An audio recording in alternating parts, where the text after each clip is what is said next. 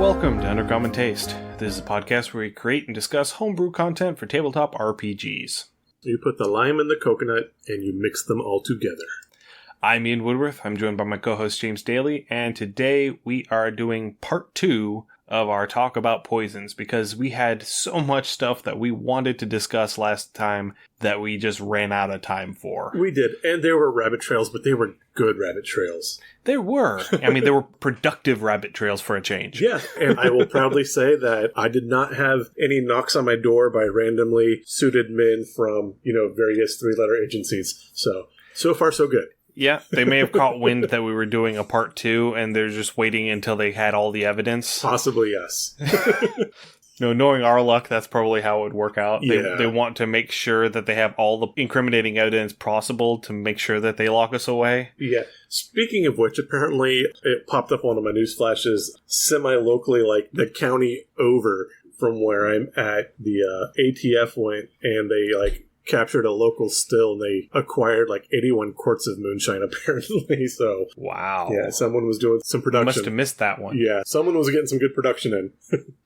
That's one that we don't hear about very often anymore. Yeah. So often it's meth labs. Right. You don't hear about moonshiners anymore. It's always meth labs. Well, I mean, after the moonshiner show had its popularity and it's kind of waned a bit, people are going for the more potent potables, as it were. But some people are holding to the old traditions, and God bless them. Well, there are places now where you can go and you can buy quote-unquote moonshine. It's not actual moonshine because moonshine, by definition, is illegally produced. Right. But it's, high-content corn ethanol.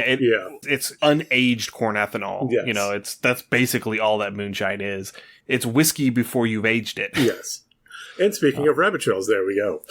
And speaking of poisons, there we go. Yeah, exactly. Though I don't think we talk about methanol. And I mean, methanol, if I was going to make a poison, and I would say like a wood grain alcohol or methanol, this definitely would lower your wisdom check, and I would have a DC check to prevent blindness. Absolutely, yeah, that would be the main thing, I would say. Yeah. And, from the few times that I have seen people talking about distilling your own alcohol, that's the reason why those first 2 or 3 pulls off of the still get dumped. Yeah, and it has to do, again, I'm finishing up a chemistry degree. By the end of the semester, I will actually be a level 1 wizard. I am claiming it officially, but... Artificer. You are an artificer, sir. I would be an artificer, but if anyone's going to be a wizard, it would be a chemist. It would be a transmutation wizard, and I will go to the grave with that one. But yes, I am also an artificer.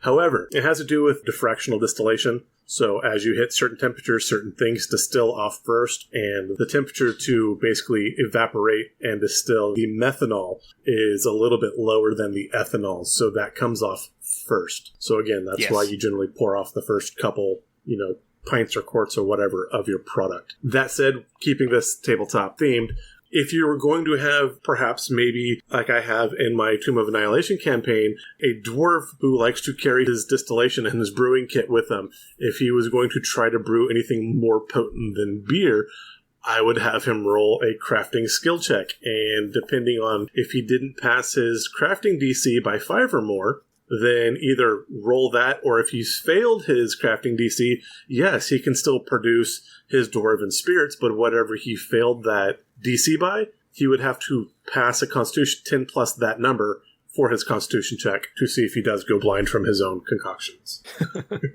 And that would also be jumping the gun a little bit. There were stories from all over regarding occupying forces and the things that the local populations would do as sort of insurgent actions against the occupying force. Yes. And, doctoring drinks, doctoring rations, all of those sorts of things. Those are things that absolutely happened all the time. And so it would not be too far amiss for a barkeep in a town that has recently been occupied by an outside force to put a little bit of wood alcohol in the drinks that he is serving and poison the entire garrison of the town. Not at all. And again, I know there used to be accusations, particularly during the French Resistance and things like that, where they would actually pour antifreeze into the wine because it, quote, quote, sweetened the wine. It also poisoned people because, ethylene glycol. But yeah, no, things like that and tampering or spiking drinks, absolutely an insurgent's tactic.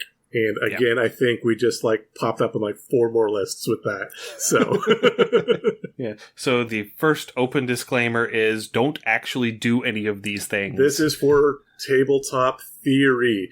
Tabletop theory.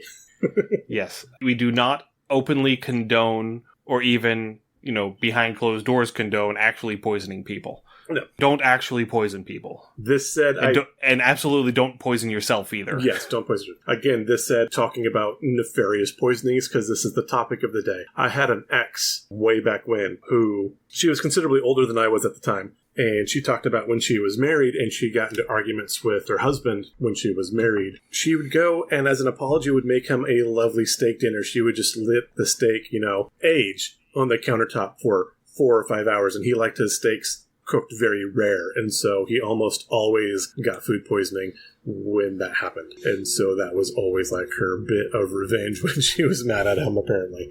And so... You didn't let her cook for you ever, right? She did cook for me frequently. Thankfully, I never got food poisoning. I was young enough to have bachelor belly if she ever tried. But, yeah. Those weren't red flags at all. But... All right. So let's go ahead and get started. So the first thing that I wanted to discuss a little bit is the why to use poisons. Okay. Because we didn't really get into that a whole lot. The reasons why you would use poisons in your D&D game or in your TTRPG in general. Because they're fun. Yeah. That's the whole thing in a nutshell.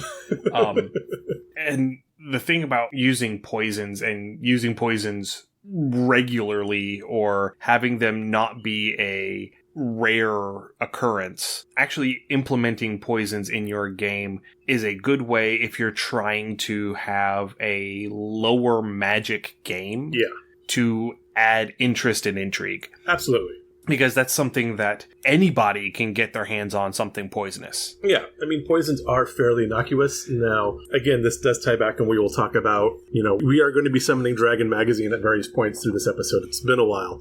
But in early editions, they try to make it specifically for, the assassin class and things like that. But I disagree with that. I think anyone should have the ability to get at least on minor stuff because it is so innocuous. Yeah, and it's something that...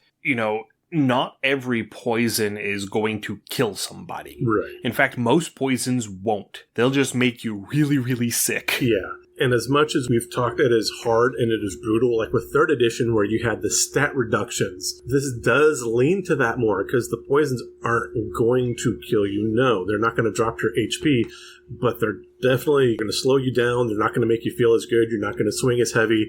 You're not going to think as clearly. And so having the poisons take those effects, status effects, I think fit really well, especially for maybe your cheaper or more common poisons. And that's one of the things that I think they got right with the poisoned condition, is that it gives you disadvantage on attack rolls and ability checks. Yeah. It does not change your saving throws. No. But it does give you disadvantage on attack rolls and ability checks because it interferes with your ability to do the things that you consciously want to do. Really, for our listeners, 2 really clear common examples of quote-quote poisoning. If you've ever been really, really hungover or extremely intoxicated, or if you've ever had food poisoning, as we talked, again, you're sick to your stomach, you're headachy, you can get dizzy, nothing matters except how bad you feel. And so if you're doing that and now someone's like, hey, well, let's run a mile. No. Hey, let's get into a fight. Yeah, some people, when they're intoxicated, they do,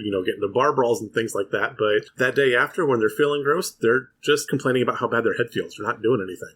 However, if they happen to be in a house that catches on fire, they will still have enough oomph in the tank to get themselves out of that burning house. Yes, absolutely. Which is the example that I would give for having disadvantage on your ability checks, but not on your saving throws. Yeah, absolutely. Yeah, so those are some of the things that I would want to emphasize. Being able to have more interesting plot points, somebody poisoned the king. Now we have to figure out who it was, because maybe the poison that they used was one that breaks down very quickly, and so they can't use magic to detect where it is. Ooh, good call. Yeah, I could see that. Or maybe it was specifically a magical poison that did not leave a trace. Yeah. Again, it could be, too, as we talked about, your heavy metal poisons, and they are something that build up so slowly over time Absolutely. That not any one thing poisoned the king, but maybe it's everything in the king's environment that is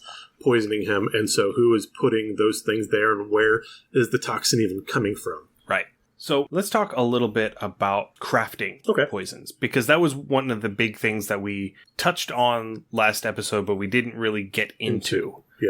We talked about how there isn't really a mechanical system in 5e for crafting poisons, but we didn't talk about, what we would do about that. Right. So getting to spend some time, with this, I was actually able to go back, and I know there is more about harvesting the toxins or poisons from animals in 1st and 2nd edition. I was able to go back and find some old 3rd edition books, and for as much as the book was panned, the Book of Vile Darkness actually has clear-cut and concise rules on poison crafting. I was really happily surprised to come across that. 3rd edition got one absolutely right, and I think they would port quite easily to 5th edition. I mean, they would require a little bit of modification going from the unbounded accuracy of 3rd edition into the bounded accuracy of 5th edition, but that's mainly just turning the dial on the DCs down. Right. So kind of coming in with 3rd edition, you would use your crafting skill, because crafting was a skill like your athletics or your ability or your perception. Crafting was its own skill in 3rd edition. You could also get a potion or magical item crafting feat in 3rd edition, which would help lower that DC check, but you would roll depending on the DC of crafting the poison. You had to have a set amount in gold. You had to have at least, it was, I believe, 1/3 the actual purchase price in raw materials, and you'd spend a week's time crafting. You would roll your DC check, and if your DC check matched or was greater, then you would multiply your DC check by the DC of the item. So say it was a 15 DC to craft and you rolled a 20.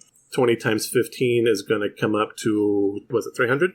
Yeah. 20 times 15? Yeah, it would be 300. So you'd create 300 gold pieces worth of this toxin or poison for that week. So if your toxin cost 100 gold pieces per vial or per use, then you'd get 3 charges of poison for the week. If you failed your check, then you didn't craft anything that week. If you failed it by more than 5, you lost your resources for the week, and you possibly poisoned yourself, and you'd have to roll a constitution check to see if you poisoned yourself in the creation of your poisons. Right. And, I mean, that really balances out well. It's clear what you need. Okay, yeah, go find, whatever your DM says is going to be the components for this. Material-wise, here's a thing that you need. You've got a clear DC check. It balances out really well. Craft Potion was a feat for 3rd edition where you could craft any spell, 3rd level or lower, into a potion that you could use once, and it could either target a group of people or a single individual. I like this concept too. I think maybe instead of knowing a spell, because, again, a lot of your poisoners are going to be non-magic things. Maybe instead of buying a scroll to know the spell, you have to purchase a poison recipe, and depending on the potency of the poison or how strong it's going to be, and again, you can do that by damage level or things like that, compare it to a spell level of the similar damage or strength, would be the cost to know the recipe for this poison, and then you go back to ingredients, crafting time, DC check, and fail or save. So there was a poison crafting homebrew document that we found on Reddit. It's by a user J Kim. I'm going to put a link to that particular doc in the show notes. And they made a crafting system for making poisons specifically, and talked a little bit about, gathering plants to make their poisons and what you would need to do in order to create something. Their process is much accelerated over the 3rd edition process that James is talking about. For this one in particular, it requires 1 hour of work, 100 gold of materials, and a DC 10 poisoner's kit check. Okay. Baseline. And then whenever you make your check, for every 5 points over the DC, you make a second dose. You lose half your materials if you fail the check, and your poison is going to deal the basic 1d8 poison damage, half damage on a successful save.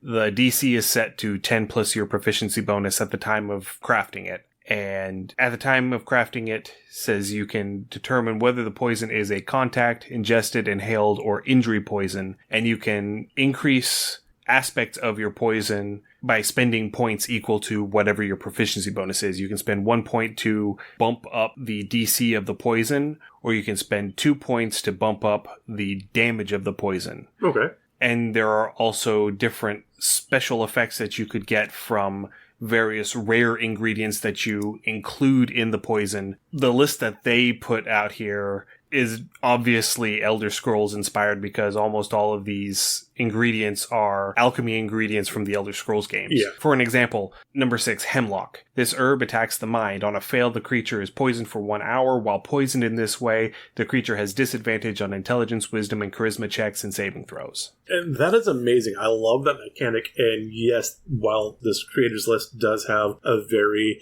Skyrim Elder Scroll feel to it, I don't personally mind that, because if you're creating a tabletop game and there is a mechanic that you love from another game, totally bring it in. Again, check to make sure it balances with your system, but as long as your balance is okay, totally use those skills, use those, ideas and inventories for your system. And also, if you don't like what it's called, just change the name of it. Yeah. Oh, no. You just change the name of the plant and leave the effects the same, and all of a sudden, hey, it works. Yeah, exactly. Oh, no, I don't like Ninroot. I know it's Wolfsbane. Okay, yeah, find a Wolfsbane root and throw it in, and it's going to do... Oh, and then even if you do that, and you can either make up fantasy names or go and look up a botany book and find some plant names, give it, your Latin, genus, species name, and it sounds great, and it sounds like you've come up with this awesome thing, and all you did was swap name tags. Oh, no. Yeah, it's not plagiarism, it's recycling. Yes, it's inspiration. And another thing from J. Kim's doc that I really liked is that if you happen to have the poisoner feat, you're able to produce poisons with half of the materials, and you automatically get either +1 die to the damage or +2 to the DC. So you basically get a free 2 points of proficiency bonus to throw into your poison creation. And that makes sense. I mean, if you've taken a feat, then you've obviously used these materials before, you're familiar with them, you're going to know tricks and shortcuts and the most efficient way to do things, and yeah, of course you're going to be more pronounced at creating your stuff. So yeah. I have absolutely no problem with that addendum. Yeah, that works for me a lot because, spending an ASI to buy a feat is a big deal. It really is, especially in 5th edition. And so if you're going to put that devotion into picking up this feat for roleplay purposes, it should have an actual impact. Absolutely, yes. I agree. And again, depending on how your character plans to use this poisoning, especially if it's something they're going to use more frequently, that would fit. With that poisoner's feat, I would also give a bonus to recognizing the poison. So, hey, this is what the effects of this poison looks like. And so possibly an advantage on like a healer's kit check to cure poisoning or dispel poisoning if a player is poisoned. Because I think poisoning and healing really should be opposite sides of the same coin, and they really should travel together. And I can also see if you happen to have a proficiency with alchemist's tools, that would provide an additional bonus whenever doing this, because a lot of this would require certain alchemical knowledge, and there would be a lot of overlap between the two. Right, and that was one of the things with the crafting skills in 3rd edition was if you didn't have the poisoner's feat, but you had the alchemy crafting skill, you could just take a -4 penalty, but again, you weren't unable to do it, it was just a little harder for you. And again, you're used to using the material, but not necessarily to make a stable poison. Right. Because as an alchemist, your education would be, okay, this is the way that you don't do this because you don't want it to be poisonous. Right, exactly. And so, okay, well, I do want this to be poisonous, but I also want to maybe be able to store it for a little bit so I can use it at a specific moment. One thing I would change, and again, this will get more into implementation, especially if you have the poisoner's feat, I would put adding poison to a weapon, maybe like dipping a knife or an arrowhead or something like that. I would be inclined to push that towards a bonus action rather than a full action. I can see that. I could also see either getting more than one use per dose. Yeah. So like being able to poison twice as many attacks. Okay. You still get one application per attack, but you know how much you actually need, and so you're more efficient in applying it. So like one vial of poison would give you 2 applications. Okay. Rather than just the one. Okay. I mean, that would fit as well. Yeah. So that would be something that I could see. Or being able to extend the window of viability. So like instead of it drying up and becoming useless after 1 minute, say after 5 minutes. So that would give you a little bit of ability to really prepare ahead of time. Yeah.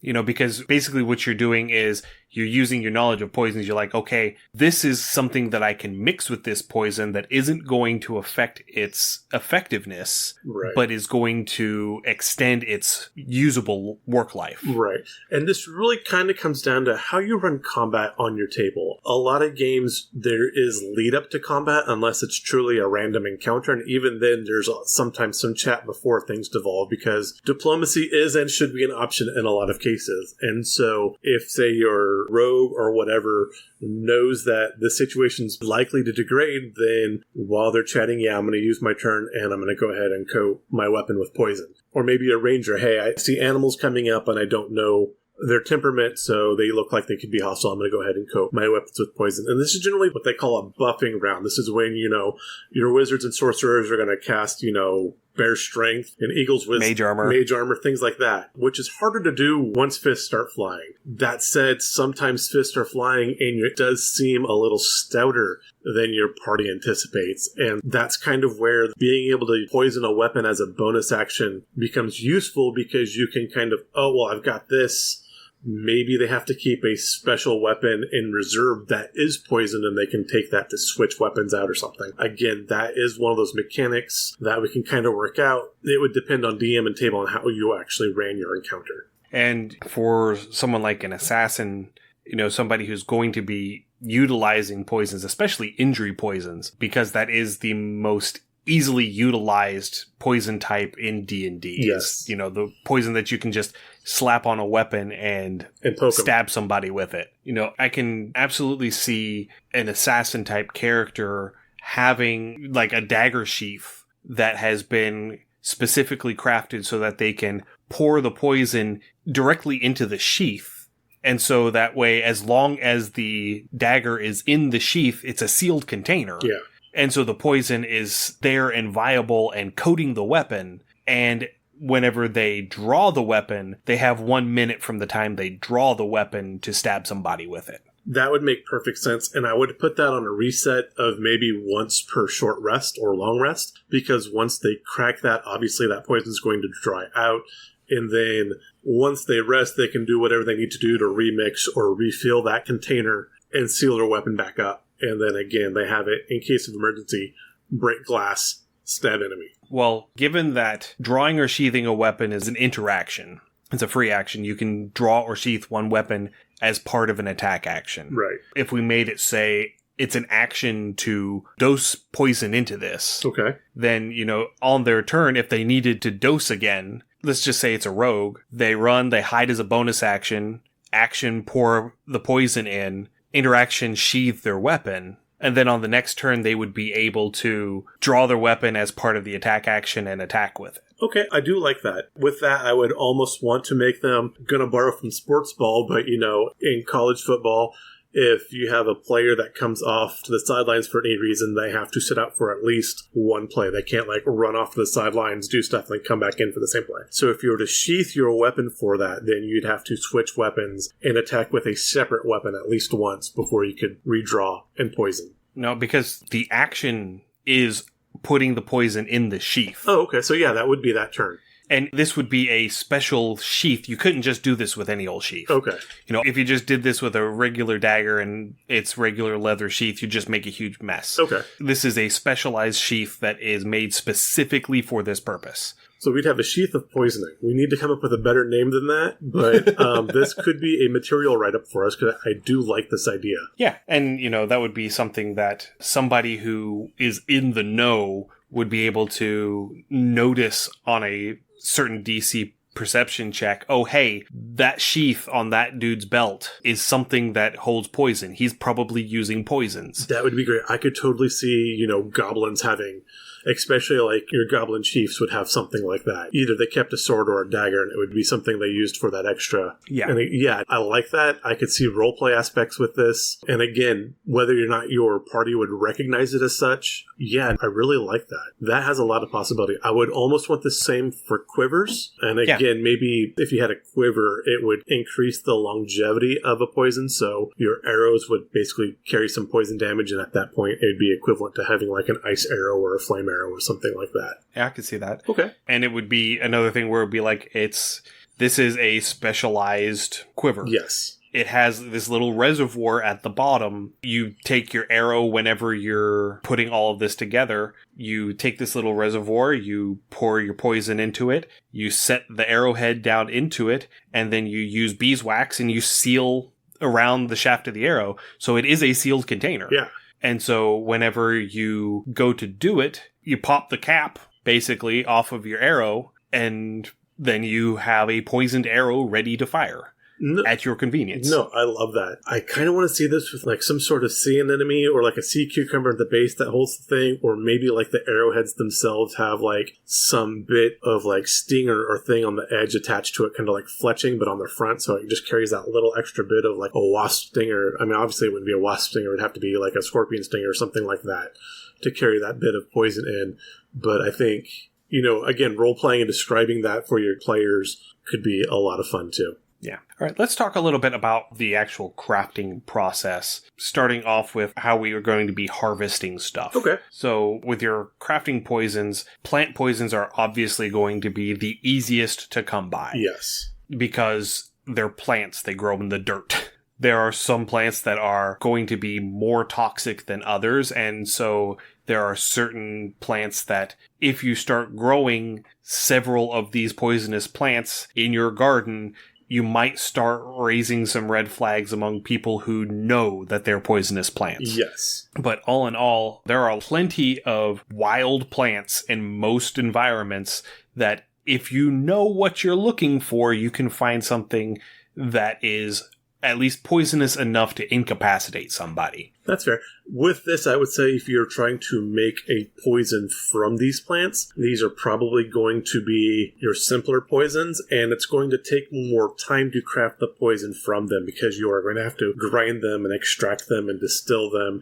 and things like that versus harvesting toxin from an animal where their biological processes have already produced the toxins in some amount. So with this, I would say getting your poisons from your plants would take either a longer time for your crafting or more material components for your crafting. And I would definitely lean towards, if you're just going to make the basic poison, that basic bog standard poison, you could do that from just random kind of poisonous plants. And if you wanted to do anything more than just having a poison that inflicts the poisoned condition, then you have to start getting specific ingredients. Then you have to start doing specific treatments of those ingredients. But generally speaking, if you're wanting to make a poison that would inflict the poisoned condition upon the target, then any bog standard poisonous plant that your character comes across in the world, if they collect enough of it, they can crush it up, grind it up, extract the juices, extract whatever enzymes they need from it, throw it all together in this cornucopia of filth, and make a poison out of it. Very fair, yes, absolutely. And again, too, I would also make this a little easier with your simple poisons. Again, depending on how much thought you want to put into things, is this going to be a weapon poison where it's going to be an injury poison, or is this a poison that they plan to maybe slip into someone's drink at a certain time? And with that, I think making an adjustable poison would have a lower DC than making a weapon contact or injury poison as well. Absolutely. Ingestion poisons should be the simplest to make. Yeah, because you're just bloop in a drink, and again, you're drinking it, you're taking it in. It's very easy to introduce into a system. You're going to want to have your characters roll that sleight of hand check just to make sure they're not caught. But other than that, a simple, easy poisoning. And again, dropping something in a drink would probably be done out of combat, would be something in the bar while roleplay is going on, or, at the dinner table while roleplay is going on. And, it could be something as simple as squishing a handful of pokeberries or nightshade berries and dropping it into a barrel of wine. Yeah. That would do it. Yeah. If all you're trying to do is inflict the poison condition on the people who are drinking that wine. Oh, yeah, that'd be a good way. Like, if you have to sneak past, gate guards, you've got 5 or 6 of them there, what's going on, you're going to have to come back that night for whatever reason. Then, yeah, poison their wine barrel, because they're all drawn from it, or the water barrel that they're all drinking their water from because the afternoon's hot. And they're all just feeling really crappy that afternoon for whatever reason. And the evening comes and sneak, sneak, sneak. Yeah. Throw them into a little linen bag with a couple of rocks. Yeah. You drop it into the bottom of that barrel of water. Like a tea sachet, yeah. And, it would filter out and up, and it would be enough to make them feel ill, enough to give them some gut distress, but it's not going to be enough to actually kill anybody. Yeah. And with that, dropping that sachet in, obviously, again, your sleight of hand check, and then I would offer the guards a general perception check throughout the day to notice if something was in their water barrel or their wine barrel that shouldn't be. If it's not, if it's just an open water barrel that they're dipping a ladle in and drinking out of, or if it's closed, that would make it a more difficult check. But I would give them a chance to see if something was inside. But if they don't notice it, then yeah. Yeah. So the poison that is going to be the most easily usable, the one that is going to be ready to use right off the bat, most of those are going to be your animal venoms. And the harvesting of those particular venoms is going to vary depending on the nature of the poison and the creature it's being harvested from. Absolutely. And this is kind of where we get back to 1st and 2nd edition, which I think had wonderful rules. And as I talked about earlier with borrowing good things from good franchises that seem to be fairly successful, Monster Hunter is a wonderfully successful franchise, and some of these rules from 1st and 2nd edition for harvesting poisons have a very strong Monster Hunter feel, and your chance of collecting these toxins depended on what kind of weapon you used. Did you try to restrain the creature? Did you pin it down? Did you hit it with fireball and you're hoping, hey, maybe I can find a poison gland? Or did you club it to death with some clubs and then tied it up so you could extract, whatever glands or things? And I love those mechanics. And as I said, Monster Hunter is a wonderfully successful game. If you institute those right, so, hey, you're looking specifically for this kind of creature for your toxins, and it needs to be disabled or killed in this specific fashion, that adds some extra challenge for your players, and I think a bit of excitement as well as challenge, because, yeah, now you can't just drop fireball on a bunch of animals and kill them real quick. You have to dispose of them in a certain way in order to extract what you need. Right, yeah. So there are some instances where it could be fairly trivial to get these sort of poisons. One example that I thought of while I was putting all this together is make a friend with a grung. Ooh. The little poison tree frog people. Yeah. And then all you have to do is convince them to just stand still for a minute and let you swab them. That's, that's a close friendly, and I'm sorry. We've been podcasting for a while. If you say, hey, stand still and let me swab you with this console, I'm going to feel a little awkward. We're good friends, but boundaries. You're also not a grung, James. Fair. So by default, grung poison has 2 properties. One is a contact poison DC 12 con save versus the poison condition, or an injury poison DC 12 con save versus 2d4 poison damage. So following the basic poison rules, by default you would have 1 minute to use this poison if you were to, say, touch an arrowhead to their forearm or something. But if you were to, say, take a sponge and you sponge them down with it, and then you put that damp sponge directly into a sealed container, then you would be able to open that sealed container and coat your weapons off of that sponge at a later date. I do like that. Okay, 2 points with this. I'm going to come back to this grung. I'm going to talk about mechanics first, and then a wonderful scenario idea with that grung. So first mechanics, I'm going to go again back to the Book of Vile Darkness, because they do actually address getting venom directly from wild animal and beasts, and they talk about how you can do that, but it's not as effective as, say, a prepared or concentrated toxin or poison. So like if you were going to try to milk an adder or get grung poison, they said its value or its potency would be about 1/3 or 1/4, because again, that has not been prepared to be a specific weapon poison. Now with the grung, where they do have the actual skin toxicity, maybe on that one, if you were going to use it right away, but if you're going to store it, I would say you'd have to store more, or again, put some sort of crafting skill to make it stable. Right. And that is something that I don't think you would be, mopping grung for profit. I think we have another scenario title for the future. Mopping grung for profit. Yeah, mopping grung for fun and profit. I love it.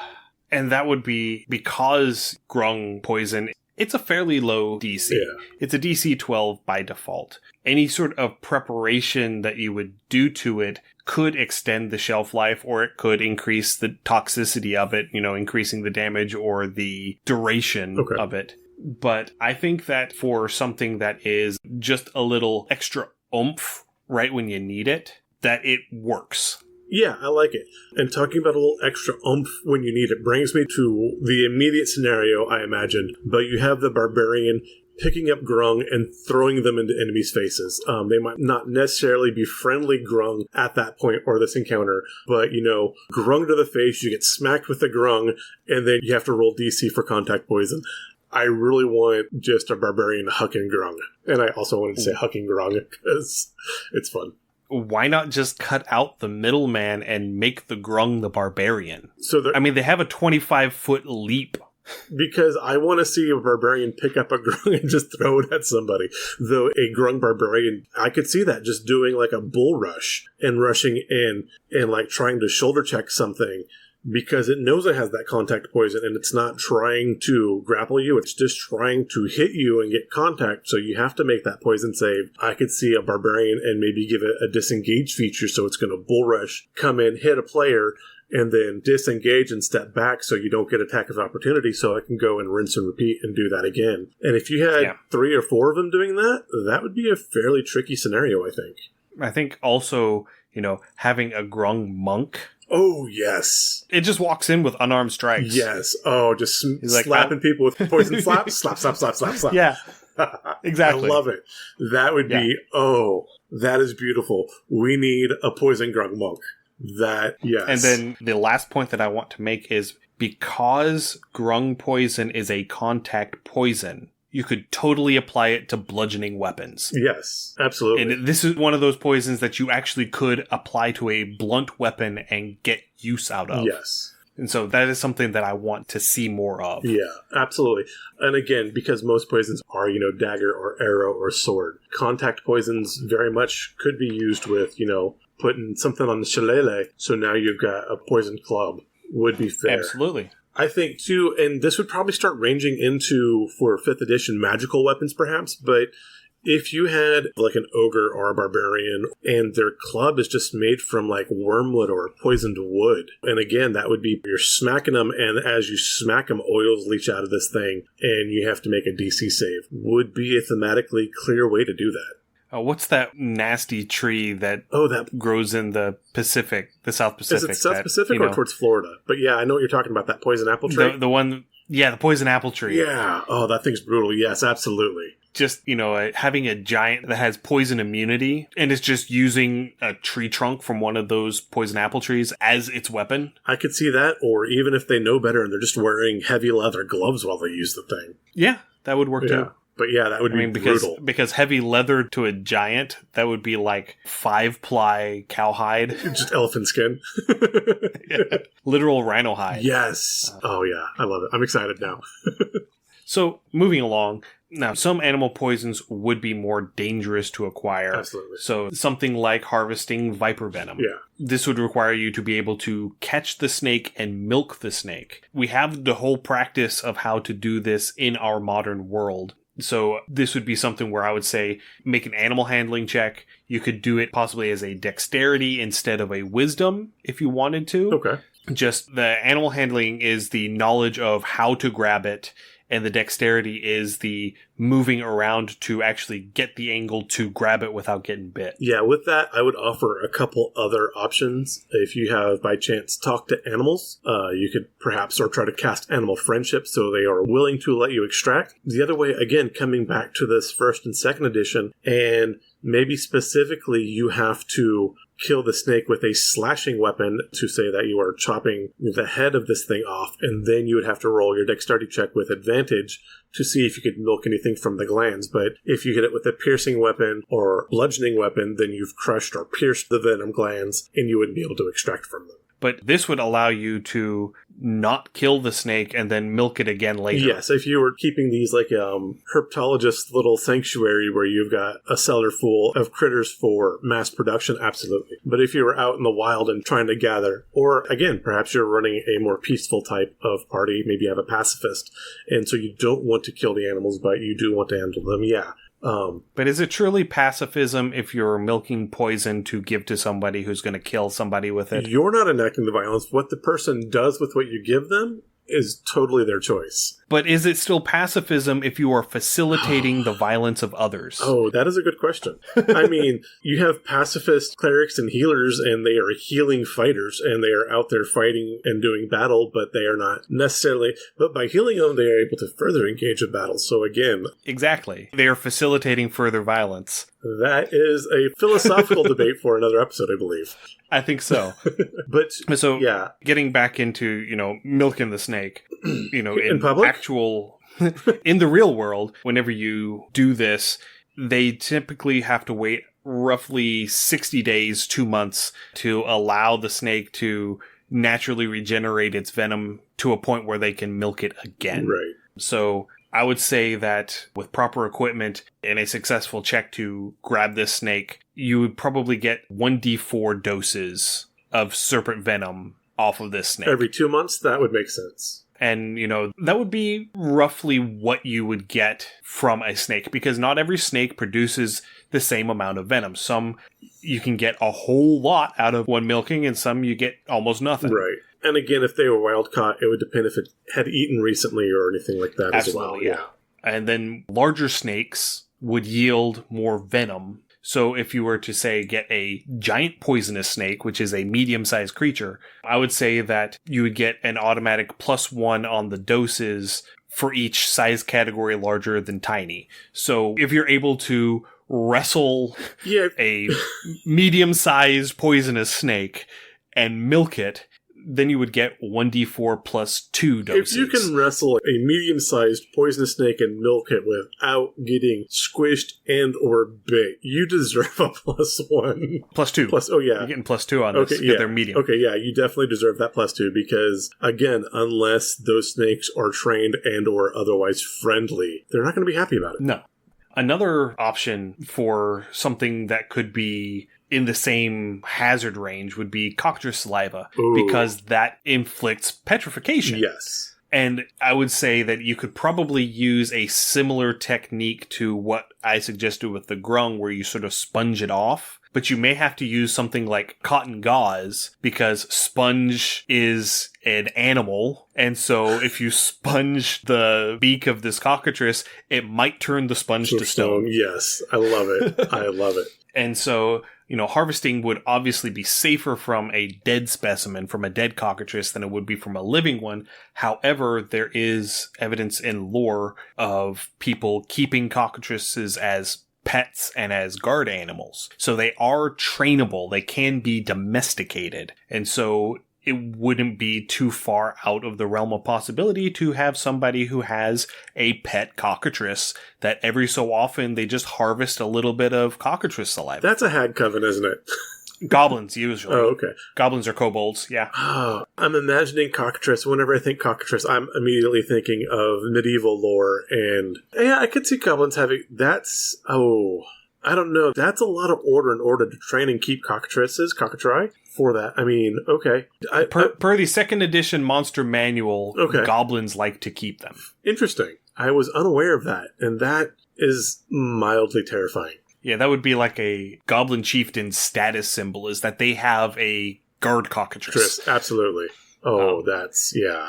And then borrowing from that second edition lore, if you're going to be the person holding this cockatrice while somebody swabs it, you have to have plate gloves. You have to have gauntlets. Yeah. Because the bite of a cockatrice will inflict petrification through fabric and leather as if it isn't there. Yep. Because it's all animal hide. Yeah. And so you have to have metal in order for the peck of a cockatrice to not transfer that saliva to you and start to petrify you while you're holding it. Give me 1 second. I'm looking up the size of the cockatrice in 2nd edition D&D. See here, I happen to have the 2nd edition monster manual open. It is size small, 3 feet tall. You know what? With a goblin, it still might work. You're wanting a goblin to ride one of these, aren't you? I want a goblin chief mounted on a combat cockatrice. I think if we were going to do a mount, it would need to be a pyralisk. A pyralisk? Why a pyralisk? Because fire. Fire is interesting, but imagine... I mean, yeah, I could see fire, but I don't know. Just, I am enthralled by the concept of the cockatrice with a poison bite anyway as a mount. Now, again, fire is great, but stone is good too. And it has a death glare. Yes. You know, just because. Yeah, the Pyralisk has a death glare, and it can cast pyrotechnics at will on any fire within 30 yards. That feels very Magic the Gathering goblin-y too, so I am okay with this. Yeah. And itself is immune to fire. Yeah, that sounds about correct. That's what I want my Goblin Chieftain to have, and he is like Cinderbeard, the cavalry goblin. I love this. Yeah. Oh, very happy with that. Cinderbeard, the three-fingered. Yes! Maybe his rival has a cockatrice mount, and there's some sort of like rival warring faction between the two goblin camps, and your players have to pick one side or the other. Are you going to go Team Stone or Team Fire? Right. Yeah. Oh, I love it. Fire Nation, Earth Nation. It's all fun and games until the Fire Nation invaded. Exactly. So, another completely different example would be, say, aboleth mucus. Yes. Because aboleths, they're an aquatic creature. They are completely surrounded by this 1 foot thick mucus cloud at all times. And if you inhale the mucus, you gain the ability to breathe water, but you lose the ability to breathe air. Ooh, interesting. And it lasts for like 2d6 hours. I would love to spring that on a party. That would be so very interesting. Like, they go in and they have to do something underwater, and, you know, random NPC offers them help. Hey, this is the only way you can do it. But they don't tell them about the air part. And so they go, they escape, they come out, and suddenly for a few rounds they can't breathe above the surface. It would be a very interesting twist. Right. And another side effect of aboleth mucus is it alters the skin of the victim. It makes it sort of translucent and slimy. Ooh.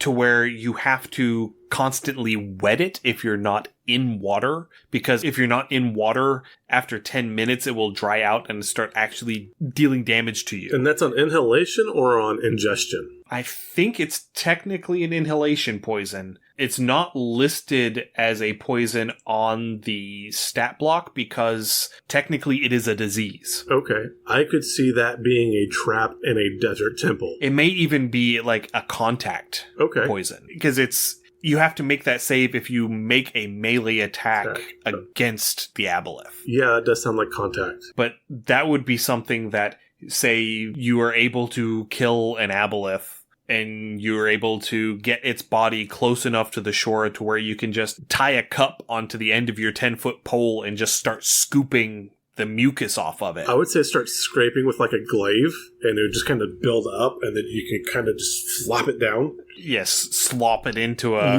bucket or something.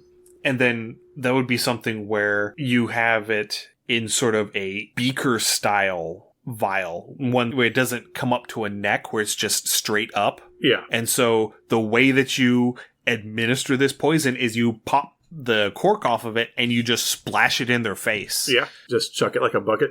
Yeah. Like a spurned lover in a TV show. Yes. Throwing a glass of water in your face. I love it. I do also like the old bucket of water. Again, going back to the trap theme, but the bucket of water above a door. So you open the door and the stuff just gunks on you. Yeah. And, since aboleths do have mind slaves, people who are psychically subjugated by the aboleth, who are loyal because of dominate person, that would not be outside the realm of possibility of a trap that an aboleth would have their followers set up. Yeah, that holds a lot of fun possibilities. And then the last one that I wanted to talk about in terms of animal poisons is the purple worm. Of course. Purple worm venom is ubiquitous in 5e. That would be an instance where it would be far too dangerous to try and harvest it from a living creature. Yeah. Because it is a gargantuan purple worm that can literally swallow you and all of your friends and still be hungry. Right. That one but he was still hungry. It's a Hungry Hungry Cat. I love that book. That was one of my favorite children's books. Yeah.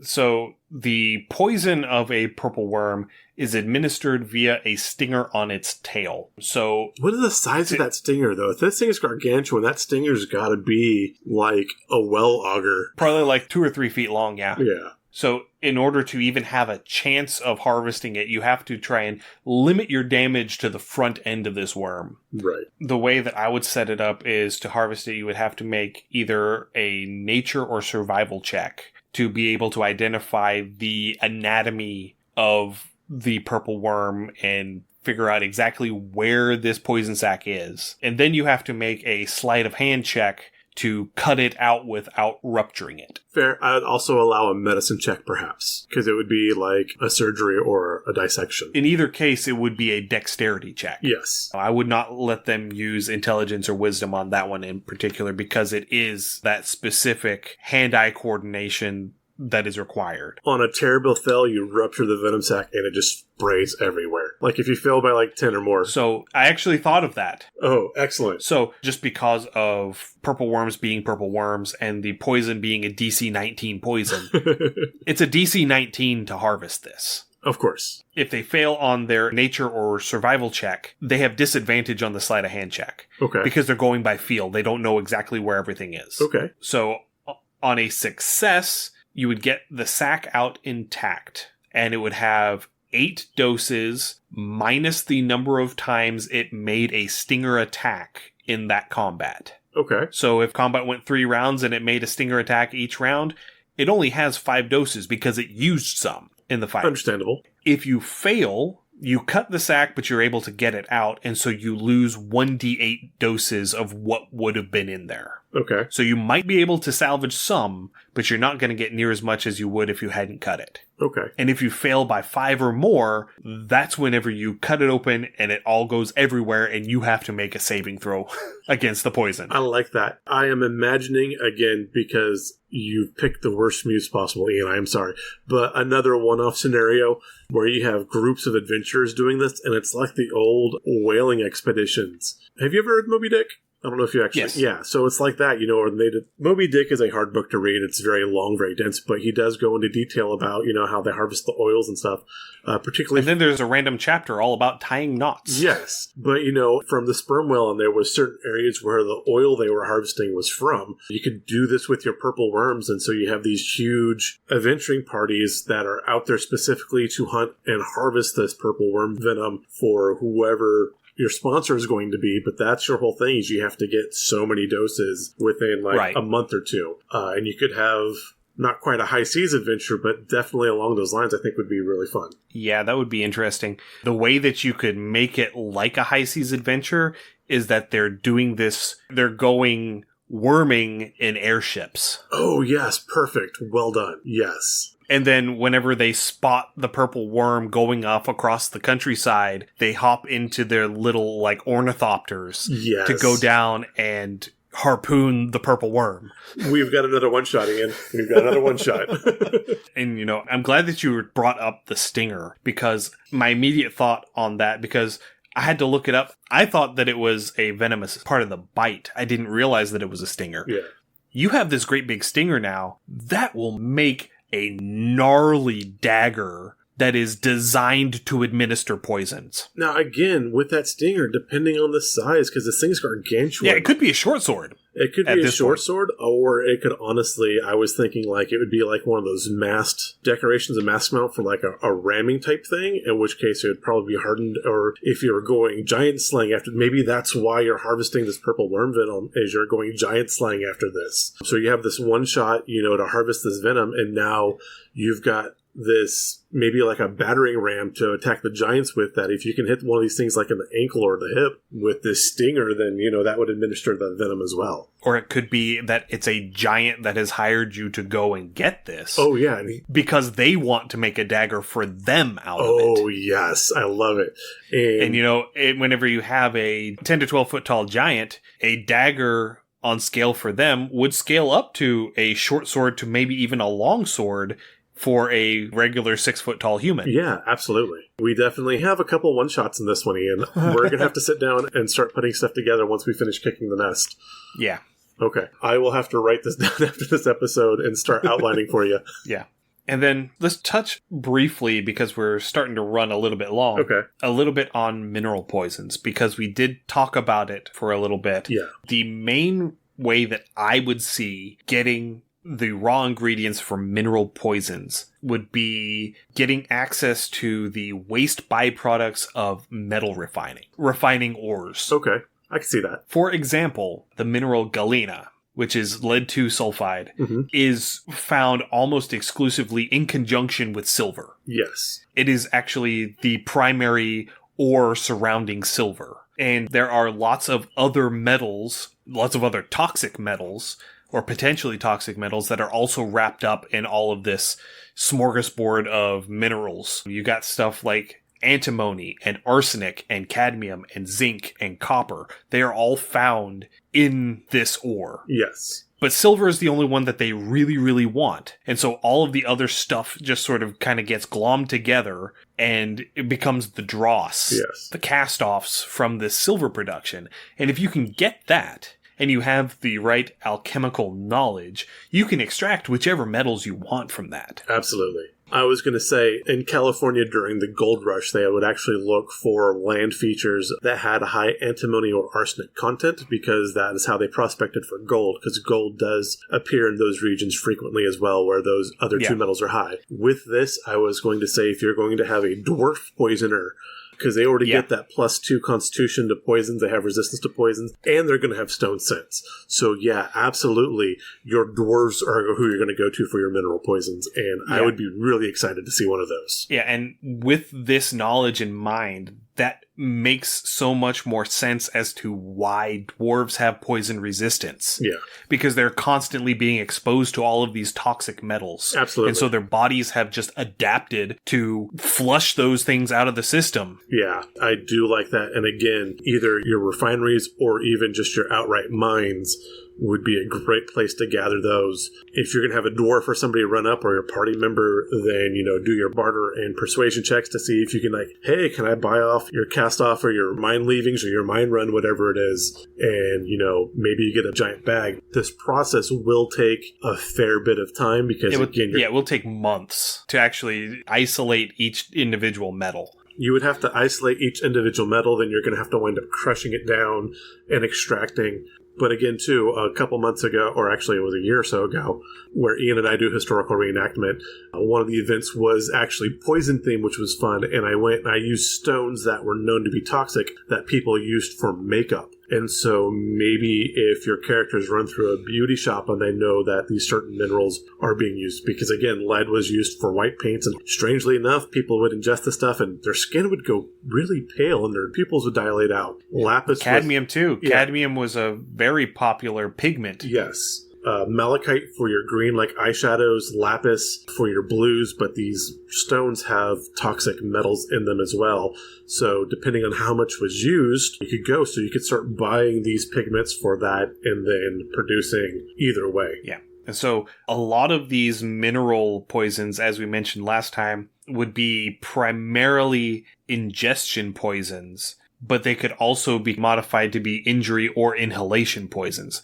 Inhalation poison's more likely than injury. Honestly, with some of them too, just a contact poison. And maybe that is a scenario where someone has poisoned the king, the queen, the princess, and they've done it through the makeup they're using for court. Right. They're powdering their wig and they're either inhaling or just contact, and they've breathed this toxin in over months, and now royalty is poisoned. And so you have to go find where stuff came from, or maybe that is your party's plan to poison someone in this fashion. And as I mentioned last time with my welding background, fume fever, yes, zinc or cadmium, if you were to say, if you needed to get into a location and you wanted to incapacitate a garrison full of guards. Oh yeah, just toss it in the fire? What you do is you go into the barracks wherever everybody is sleeping. Mm-hmm. You craft a smoke bomb. Oh yeah. An incendiary smoke bomb, and you just put zinc powder in with it. You light that off, you roll it in, you bar the door so that they can't get out easily. Yeah. And so they're trapped in there with this smoke bomb, breathing all of this toxic smoke, and it's probably not going to kill anybody in that room, but they are going to be out of commission for a day or two. Absolutely. Well, I was thinking, too, if you didn't make the incendiary, if they're gathered around, a warming fire or like a campfire or even like a great hall fire, tossing, again, a small sachet of this powder in so it burns in the fire and smokes up, and you could fill a room that way as well. Yeah. And now, with these particular poisonous minerals, this is where I would advocate for poisons that don't let you have a saving throw to avoid them. No. Because they get in your body, they build up, and once they hit a critical mass, then you start getting symptoms. Yeah. That's just how they work. Right. And so what I would say is have different toxicity values for each of these, and they have to accrue, say, 10 points of toxicity in order for you to start having symptoms. I like that. I would also do, like, if your party came into, like, a smoke-filled room. As a DM, you start making tally marks for each turn they spend in that room, and once they hit 3, 4, 5 turns, symptoms start. Right. And so the effects would begin to compound, eventually adding more and more penalties until they ultimately became fatal. So one example that I just sort of worked on a little bit just as a thought exercise, lead poisoning. Okay. So at stage 1, disadvantage on concentration and perception checks. Fair. For the brain fog and hearing loss that sometimes goes with lead poisoning.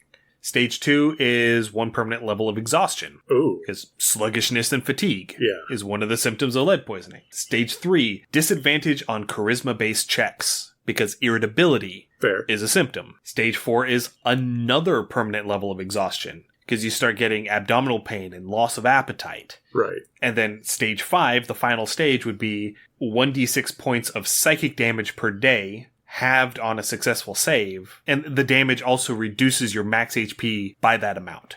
I like that. I would switch 3 and 4. I would institute the irritability before I instituted the permanent fatigue. Permanent fatigue damage, that's a heavy one. I love it, but wow, that's heavy. I mean, 1 level of exhaustion at stage 2, I think, is decent. Yeah. Oh, okay. Just because it's permanent exhaustion, so even after they get out until they... No, I mean that as in they can't rest away this exhaustion. Right. That's what I mean. I don't mean that if they're able to remove enough of the lead from their body to not be poisoned by it anymore, they could start recovering that. Okay. I was thinking they were going to have to, like, find a healer with, like, a greater restoration to take off that level of exhaustion. I'm like, no. Because it's in there, and okay, that balances out better. I was going to say, but hitting someone with some permanent exhaustion, because exhaustion is brutal. That is one of the beefier mechanics in 5e. Yeah. And that's one of those things where I kind of like where they're going in D&D Next, or 1D&D. Yeah, D&D Next was the playtest for 5th edition. Yeah. I like where they're going with 1D&D, at least the last time I looked at it, where exhaustion now goes up to 10 ranks, and each rank just gives you a flat -1 on attack rolls, ability checks, and saving throws. That fits a little better, yes. Yeah, so it's not as punitive. Okay. It allows for more nuance, I guess. Gotcha. But anyway, I think that's pretty much got what we've got to talk about with regards to poisons tonight. Yeah, no, I really enjoy where we went. Again, a lot of depth. I was very happy to find, the more concise rules from Book of Vile Darkness, and I think those rules could port, like I said, into 5th edition fairly easy. Now, you talked about making an adjustment to the DC checks. Off the cuff, what do you think you would do? I don't have those values up in front of me at the moment. I mean, looking at these, again, I'm looking, the lowest DC check for just the simplest poison was a DC 15, and they go up to DC 35 for, one of these DC 35s does, 2d8 strength damage, one does 1d8 con damage, and again, those ability modifier scores are, either one of those could drop a character depending on how they rolled, but... Well, let's just say, where it says right here, Gargantuan Centipede Poison is a DC 26. Yeah. That would be a gargantuan-sized creature. Purple Worm is a gargantuan-sized creature. It's a DC 19. So, it would be how to word this? It would be an incremental scale. It's not going to be something that is going to be 1-for-1. So, this is going to have to be a look at the average saving throws per level, and then, scaling stuff down, because the higher your level goes, the more you're going to have to subtract from the 3rd edition DC. Fair. So, at level 1, this, Tiny Centipede Poison being a DC 11, that can probably just stay a DC 11. Yeah, that's fair. But as it goes up, you're not going to be able to implement this DC 54 for a Colossal Scorpion Poison. Yeah, absolutely not. That's just not going to happen. Right. DC 20 is probably about the max that you want to do, and that would be pushing it. Yeah. Because, assuming that you have a +5 in your constitution, you would have to roll a 10 or better to succeed. You would have a 50% chance of success on that roll. Well, again, too, if you had proficiency in constitution saving throws as well. That's actually what I'm saying. Okay. Is, being able to add your proficiency bonus to that, you would get a +11. Yeah. Okay.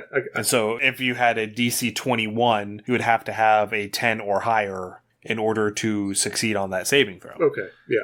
So it would be something that you would have to play with for a while. Yeah. Though honestly, with, 90,000 gold pieces per dose, 9,000. 9,000, yeah.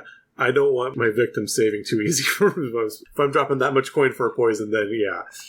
And it's also a DC 35 crafting check. Yeah. Fair. So it's not going to be easy for anybody involved. Right. But yeah, so I guess the non-answer answer that I have for you is it depends. Fair. Very fair. It's not an even 1-to-1. I'm sure there's somebody out there who has made a side-by-side table converting 3rd edition DCs into 5th edition DCs. I don't know where it is, if it exists, but I have a pretty good idea that with as many autistic people as are involved in this hobby, somebody has made that table somewhere. I'm sure. I'm not going to invoke certain number of rules, but I'm sure there is the non-nasty version of that as well. So, if you can imagine it, it exists somewhere on the internet. We'll leave it at that. Yeah, probably. Actually, I think that is one of the rules of the internet earlier on. I think it's like Rule 21 or something. Okay. It's been a long time since I've read those. Fair. Anyway, Rabbit Trails, we're wrapping up. Thank you for everyone for listening to us as we completely unravel here at the end of this episode. If you have any comments, suggestions, or ideas, please send us an email, undercommontaste@gmail.com, or come join our Discord and chat with us directly. You can find a link to the Discord in our show notes. We're also on TikTok, Facebook, Instagram, YouTube, Twitch, Mastodon, BlueSky. I don't post on any of those nearly as much as I want to, but we're there. So come and find us on social media. We're at Undercommon Taste on all of those. I have been slowly working through the games in the Solo But Not Alone 4 bundle. I just finished recording and am in the process of editing the video for the 3rd game in the bundle. At the time of recording this episode, it should be up by the time this episode releases. Hopefully I'll have it up tomorrow as we're speaking right now. The bundle is still open as of right now. So go to itch.io, search for the Solo But Not Alone 4 bundle, or you can click on a link in the show notes. I've got a link down there to take you to that. My Game Forever Home is included in the bundle. You can get the bundle for $10, or you can pay more if you want. It is a charity bundle for the mental health awareness charity Take This. You can also find us on itch, undercommontaste.itch.io, or on Patreon at patreon.com/undercommontaste. I finally got a new write-up on the Patreon. Woot. I got the counterflit. Oh, I love the counterflit, yes. Yeah, that we did with Kat, and Kat was kind enough to let me use the artwork that she drew Excellent. For the counterflit in the write-up. Perfect. So go check that out, run with it. It's chaos. I love it. It is a beautiful, chaotic creature. We didn't make Nightmare Fuel, but it is wonderfully chaotic. Apples, get your apples. Yes. If this is your first time listening, welcome. We're so glad you found us. You can find our other podcasts wherever you find your podcasts. We're on Apple, Google, iHeartRadio, Spotify.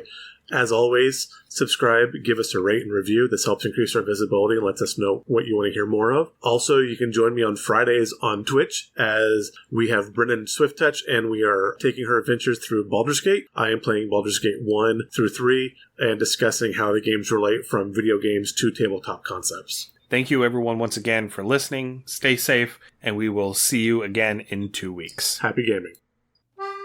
Thanks for joining us for another episode of Undercommon Taste. Our theme song is Massacre Ann, written and performed by Mary Kroll and used with permission. You can find Mary online at marykroll.bandcamp.com or on Patreon at patreon.com/Dr. Mary C. Kroll. Our logo is by David Sutherland. You can find more of David's work on deviantart.com/David Sutherland or on instagram.com/Willex_73. We'll be back in 2 weeks, so stay safe, and we'll see you then.